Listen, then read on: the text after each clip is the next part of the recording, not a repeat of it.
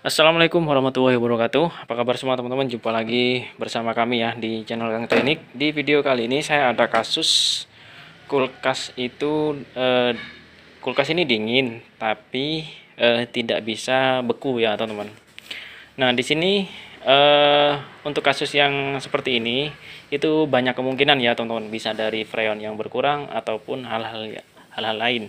Contohnya yang paling gampang itu bisa dari pintu yang kurang rapat. Nah, seperti ini. Nah, kalau misalkan pada bagian pintu di rumah kalian, kulkas kalian itu tidak rapat, maka nantinya kulkas itu hanya yang terjadi bisa dingin, cuman nggak bisa beku ya, karena udara dinginnya itu bisa keluar.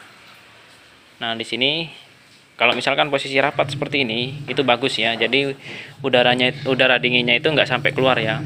Nah, selanjutnya ada hal lain juga teman-teman. Contohnya pada kasus kulkas ini. Nah, kulkas ini mengalami kerusakan pada bagian termostat. Nah, kenapa kerusakan pada bagian termostat itu menyebabkan kulkas itu nggak bisa beku? Nah, di sini saya akan contohkan dulu teman-teman untuk pengecekannya. Nah, jika kalian menemukan kasus kulkas itu dingin nggak bisa beku, kalian jangan langsung langsung ganti freon ataupun isi freon. Nah, yang pertama yang harus kalian lakukan yaitu kalian harus cek pada bagian bodi kulkas. Nah, ketika kulkas ini sudah berjalan atau sudah hidup, yang kalian lakukan harus cek pada bagian bodi kulkas. Nah, ini bertujuan untuk mengetahui apakah freon pada kulkas kalian itu ada atau tidak. Nah, yang pertama kalian cek pada bagian bodi kulkas. Kulkas yang normal itu harusnya hangat ya pada bagian bodi kulkas. Dan selanjutnya kalian bisa cek pada bagian filter. Ini juga sama, bisa panas, bisa hangat. Nah, ini adalah kalau misalkan di bagian filter ini hangat, itu adalah salah satu ciri-ciri freon itu masih ada ataupun masih penuh. Jadi kalau misalkan dengan catatan posisi kompresor ini hidup dan juga di bagian filter ini hangat, itu artinya kerusakannya itu bukan dari freon ya. Jadi kemungkinan ada hal lain. Nah, kalau misalkan di bagian bodi tidak hangat, filter juga tidak hangat, dengan catatan kompresor berjalan, itu artinya freonnya habis. Nah, yang perlu kalian cek, kalian harus mengisi freon ya. Biasanya kalau misalkan freonnya itu berkurang ya, atau setengah lah hitungannya. Nah, pada bagian evap itu biasanya hanya dingin saja ya, tapi nggak bisa jadi beku. Nah, contohnya seperti itu. Nah, di bagian filter ini nggak bakalan hangat ya kalau freonnya itu berkurang. Nah, selanjutnya kalau misalkan di bagian freon itu penuh ya, jadi kalian ngecek di bagian freon itu penuh. Nah, yang harus kalian lakukan, kalian cek pada bagian termostat, ataupun bila perlu kalian langsung ganti, nggak ada masalah jika kalian tidak ingin ribet. Jadi di sini ya teman-teman, untuk pada sistem termostat sendiri itu bekerja ketika suhu ini kita setting ya. Contohnya misalkan, nah ini kan ada titiknya ya. Nah, ini titik.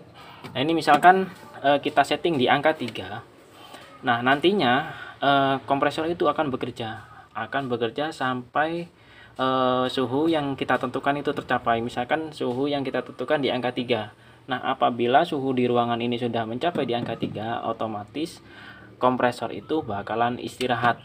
Nah, istirahatnya itu hanya sebentar ya teman-teman, kurang lebihnya itu nggak sampai 5 menit lah ya. Istirahatnya itu sebentar, lalu dia bakalan hidup lagi nantinya.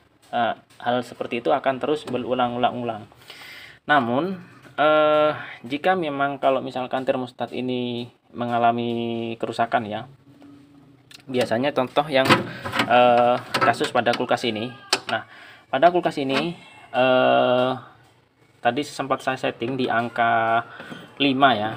Nah, di angka 5, dan ketika kulkas ini suhunya sudah tercapai, nah otomatis termostat ini kan akan memutus arus yang masuk ke kompresor. Otomatis kompresor akan beristirahat.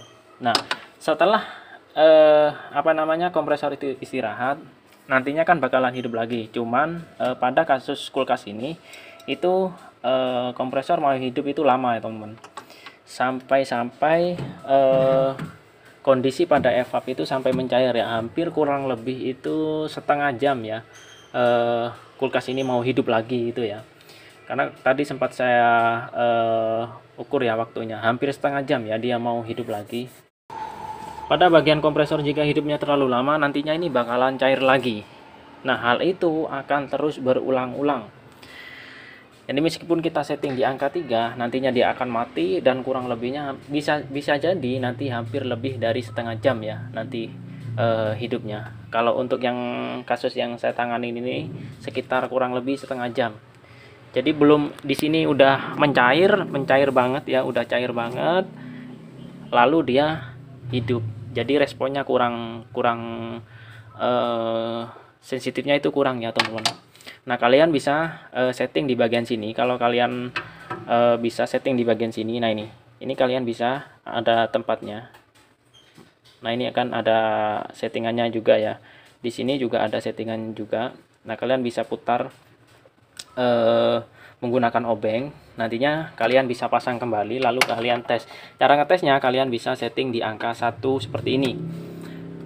Atau enggak yang paling minim aja. Kalian tes pada suhu yang paling minim nanti supaya kalian ketahuan ketika sudah mati apakah sudah mau hidup lagi itu cepat atau enggak. Nah, kalian bisa ngetesnya itu seperti itu. Nah, kalau misalkan kalian nggak mau ribet, kalian langsung ganti aja. Nah, kalian bisa belikan di toko online ataupun toko offline. Kalian ketik aja termostat. Kalau misalkan kulkas kalian satu pintu, kalian ketik aja termostat satu pintu, itu aja nanti bakalan keluar ya. Ataupun kalian lebih spesifikasi, kalian bisa cek bisa tulis termostat kulkas satu pintu merek, contohnya kalau yang ini kan merek Polytron ya, merek Polytron gitu aja, nanti bakalan pas teman-teman. Yang bikin beda itu nanti di bagian ininya, kalian harus cek ya bagian ininya, ujungnya ini ada yang panjang, ada juga model yang seperti ini tuh ya. Oke, jadi mungkin itu saja ya solusi cara menangani kulkas dingin tapi tidak beku. Semoga bermanfaat ya. Jika kalian ada yang perlu ditanyakan, silahkan tinggalkan komentar di bawah. Jangan lupa dukung channel kami dengan cara tekan tombol like-nya dan juga subscribe-nya. Assalamualaikum warahmatullahi wabarakatuh.